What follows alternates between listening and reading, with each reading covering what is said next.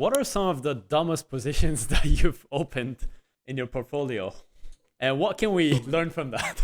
There's so many. So you've had a decade worth of experience when it comes to wealth management, finance, and stock market. Let's go all the way back to the beginning. What are some of the rookiest mistakes that you've done in your investment journey? Uh, I'm pretty sure it's very similar to everyone else. Chasing for yield is one.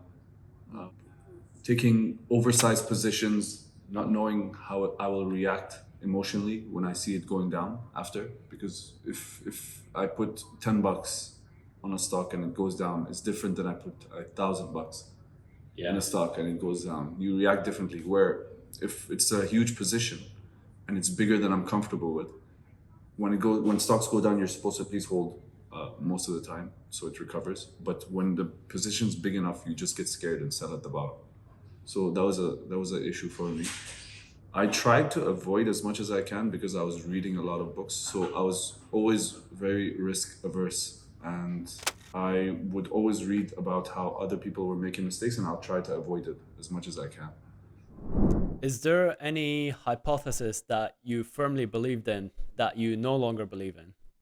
Is there something that you've really believed in that you started questioning it and therefore changed your stance on those beliefs? I would always think that holding a company forever sounds romantic. Yeah.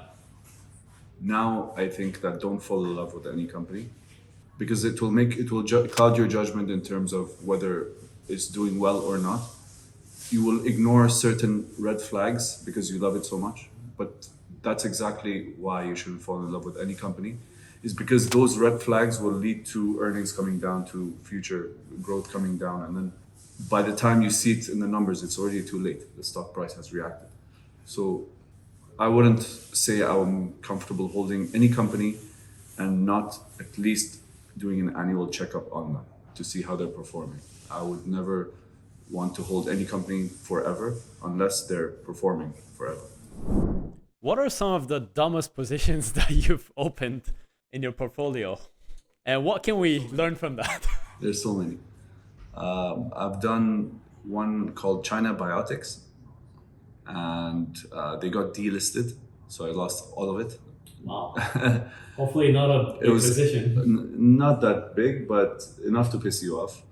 But what led you to that? Like, what was there to lure you? A lot of bullish articles on seeking alpha.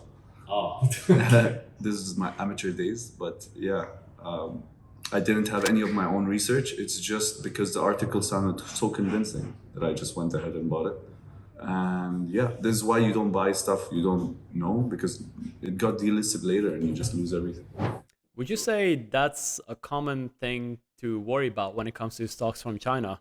The likes of Yes. this and Yes, Baba. because I invested in Alibaba, Tencent, JD, but I got out of them last year because you cannot base your investment decisions on what one person in the government may or may not think. Yeah, and that's a big risk factor. It is a huge risk factor because Political. look what they've done to the companies.